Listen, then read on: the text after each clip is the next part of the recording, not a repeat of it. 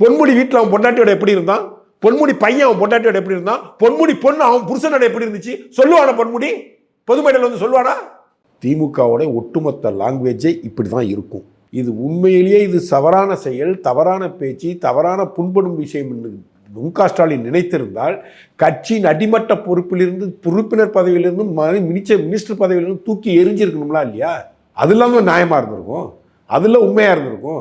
அப்போ தான் அந்த இந்துக்களுடைய உணர்வுகளையும் வைணவர்கள் சைவர்களுடைய உணர்வுகளை மதிக்கக்கூடிய ஒரு தலைவனாக நீ இருந்திருந்தால், நீ வந்து பொன்முடியை கட்சியின் அடிப்படை உறுப்பினர் பதவியில் இருந்து நீக்கி அமைச்சர் பதவியை விட்டு தூக்கி எறிஞ்சிருக்கணுமா இல்லையா?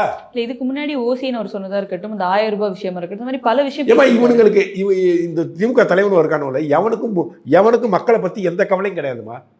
மக்களும் அடி முட்டாள்கள்மா, ஆட்டு மந்தை கூட்டமா மக்கள்.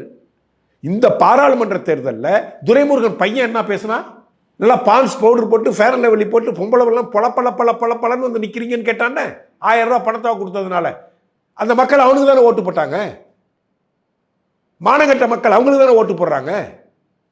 இப்போ இந்துக்களை புண்படுத்தி விட்டது திமுகன்னு என்னைக்காச்சும் நம்ம பேசுனோம்னா திமுகலாம் வாரி சுற்றிடுறோம். நாங்கள் இந்துக்கள் இல்லை, நாங்கள் வீர செய்வர்கள், நாங்கள் வீர வைணவர்கள் வசனம் பேசிட்டு இருந்தானோல, உங்களை தானே சொல்லியிருக்கான் பொன்முடி.